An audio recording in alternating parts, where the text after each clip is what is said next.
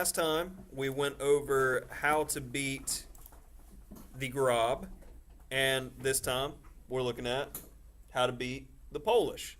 We're going to go ahead and say orangutan from now on, which is another name that it goes by, because beating the Polish just sounds inappropriate.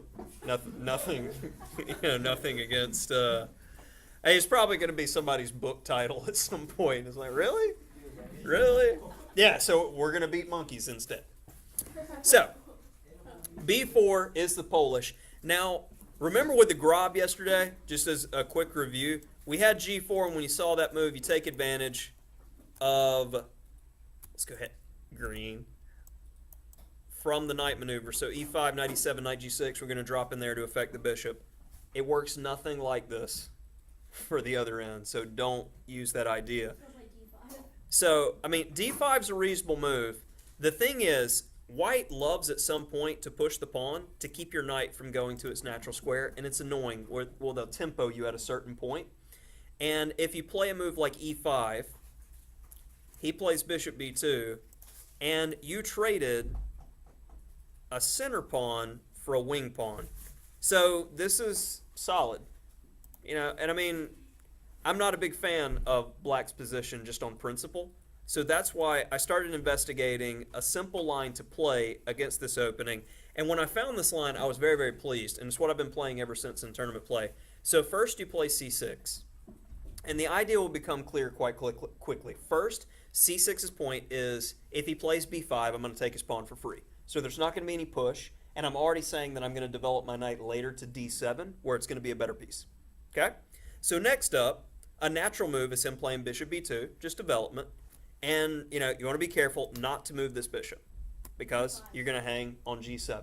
A common trap that we see from, like, a hippo player that currently is, like, I want to, like, have, like, the Bad Day song going on right now. He's gone. Never mind. I'm going to leave him alone. So, after bishop B2, ooh, I found the pawn. Next move, A5.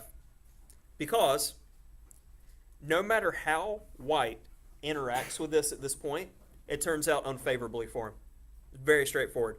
So if he pushes, okay, thank you. And I'm going to hold on to my pawn. And he gets a center, but after this kind of exchange situation, I mean, black's going to play E6, knight D7, bishop E7, and castle, and doing a pawn count. 1, 2, 3, 4, 5, 6. 1, 2, 3, 4, 5. Oh, not you. We're up a pawn. And we didn't really have to do much work there. So there's if B5. Now, if B takes A5, all right, my rook's on an open file. You develop my queen for me where it's not going to be attacked. We're not going to have any problems anywhere. And we have absolutely no issues at all. So continue the line sum, say C4, D6. And I just make sure that I'm never going to have a problem on G7 from his B2 bishop. And, eventually, I don't know, something like B6. And then decide where we want to put our bishop. Fine development for black. No issues. Then, after B takes A5, we've got the main line, which is considered in a book that I wrote. And, I mean, I didn't know how the author could keep a straight face when analyzing this line. And he's like, yeah, play A3. I'm like, okay, well, I'll take. And then I'll take your rook. And your bishop's kind of ridiculous there. And then the next move, after queen B6, they analyze two variations in the book. They go C3 or bishop C3 because you got to defend the pawn, otherwise you lose the pawn for free.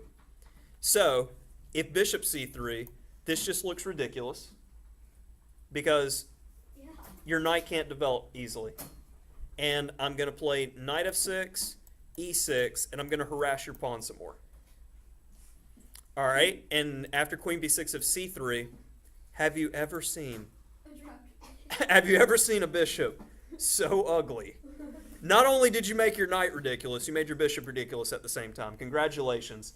If you want to play this opening and play for a win, you probably shouldn't be in my class.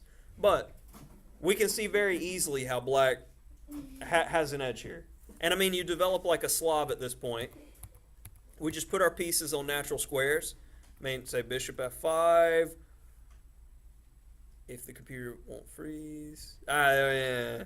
Then knight bd2, e6, and I put my pieces on decent squares. I'm going to castle, and then put my rook on the open file and use it. Like, he's how many times has he moved this bishop in the game? And look at his pawn structure. Black's the one who has an advantage here, not white. So, rolling it back to the very beginning, review. So, against b4, c6, he can't push it forward, otherwise he loses a pawn.